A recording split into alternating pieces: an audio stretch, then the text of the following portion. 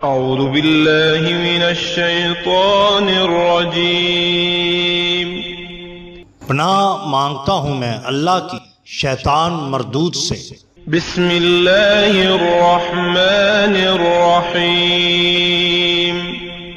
شروع اللہ کے نام سے جو بڑا مہربان نہایت رحم والا ہے۔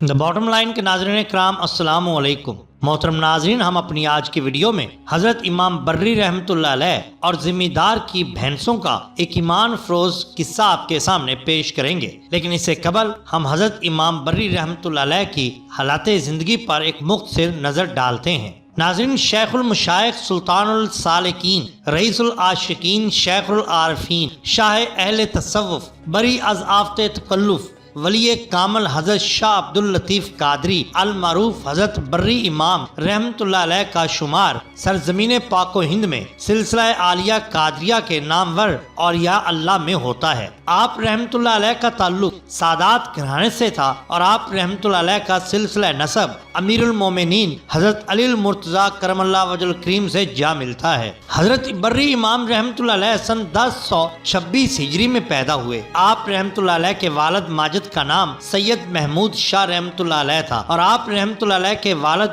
ماجد کا شمار اپنے دور کے نابغہ روزگار اولیاء اللہ میں ہوتا تھا۔ حضرت بری امام رحمت اللہ علیہ کی والدہ ماجدہ کا نام بی بی غلام فاطمہ رحمت اللہ علیہ تھا۔ حضرت بری امام رحمت اللہ علیہ نے ابتدائی تعلیم و تربیت اپنے والد بزرگوار حضرت سید محمود شاہ رحمت اللہ علیہ سے حاصل کی اور انہی کے زیر نگرانی قرآن پاک پر ابتدائی تعلیم مکمل کی۔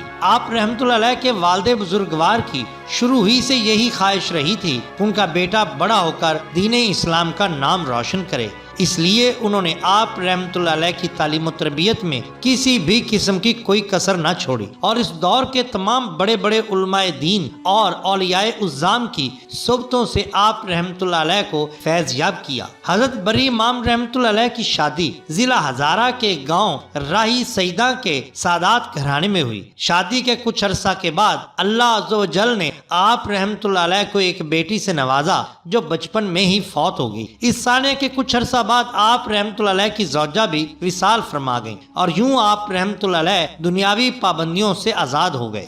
بیوی اور بیٹی کی وفات کے بعد حضرت بری امام رحمت اللہ علیہ تارک دنیا ہو گئے اور پیر و مرشد کی تلاش شروع کر دی۔ اسی دوران آپ رحمت اللہ علیہ کی ملاقات حضرت غوث الاعظم حضرت سیدنا عبد القادر جیلانی رحمت اللہ علیہ کے پوتے حضرت جمال اللہ حیات المعروف بالا پیر رحمت اللہ علیہ سے ہوئی، جن کے دست حق پرست پر آپ رحمت اللہ علیہ نے بیعت کی اور سلوک کی منازل طے کرنے کے بعد خرقہ خلافت سے سرفراز ہوئے۔ حضرت بری امام رحمت اللہ علیہ حسن اخلاق، نیک عادات اور خصائل، سیرت و کردار میں رسالت مآب صلی اللہ علیہ وآلہ وسلم کی سنت اور سیرت کا نمونہ تھے۔ آپ رحمت اللہ علیہ ہر ایک سے شفقت اور مہربانی سے پیش آتے۔ عاجزی و انکساری آپ کے اندر کوٹ کوٹ کر بھری تھی اور غرور اور تکبر نام کی کوئی چیز بھی آپ رحمت اللہ علیہ کے مزاج میں شامل نہ تھی۔ لوگوں سے خوش اخلاقی سے پیش آتے۔ یہی وجہ تھی کہ جو کوئی بھی آپ رحمت اللہ علیہ سے پہلی مرتبہ ملتا وہ آپ رحمت اللہ علیہ کو دوبارہ ملنے کی خواہش ضرور رکھتا۔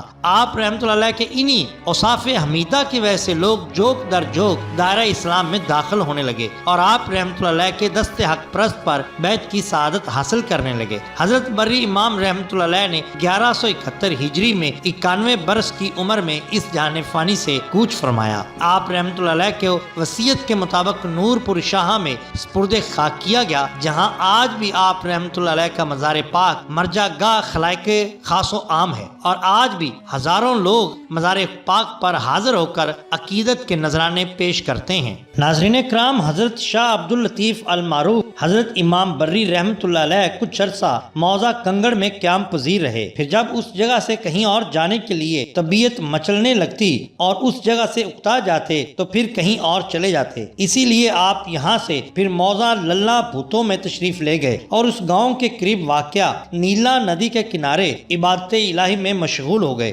آپ نے تقریباً 12 برس ندی کے پانی میں کھڑے ہو کر چلہ کشی کی زیادہ تر روزے سے رہا کرتے تھے۔ اس چلہ کشی کی بدولت آپ انتہائی نحیف اور لاغر ہو گئے تھے۔ روایت کی جاتی ہے کہ جب حضرت بری امام رحمۃ اللہ علیہ کے نیلا ندی میں چلہ کے مراحل تکمیل ہوئے، اس وقت آپ کے مرشد حضرت جمال اللہ بالا پیر حسن ابدال میں مقیم تھے اور عبادت و ریاضت میں مشغول تھے۔ انہیں کشف ہوا کہ بری امام رحمۃ اللہ علیہ کو پانی سے باہر لائیں۔ چنانچہ آپ کے مرشد کامل فوری طور پر نیلا ندی پہنچے اور آپ کو چلہ سے باہر آنے کا حکم دیا۔ آپ کمزوری اور نکاہت کے باعث چلنے پھرنے سے قاصر تھے، اس لیے آپ کو ایک مرید نے پانی سے باہر نکالا اور اپنے گھر لے گیا اور آپ کی خوب خدمت کی۔ کہا جاتا ہے کہ اس مرید کے پاس 70 بھینسیں تھیں۔ وہ ہر روز ایک بھینس کا دودھ آپ کو پلاتا تھا۔ جس بھینس کا دودھ وہ آپ کو پلاتا وہ قدرت الہی سے اسی رات بیمار ہو کر مر جاتی۔ مرید بھی اپنے عقیدے کا پختہ تھا، اس لیے اس نے اس بات کا ذکر اپنے مرشد کے سامنے کرنا مناسب نہ سمجھا، مگر جب اس کی آخری بھینس بھی مر گئی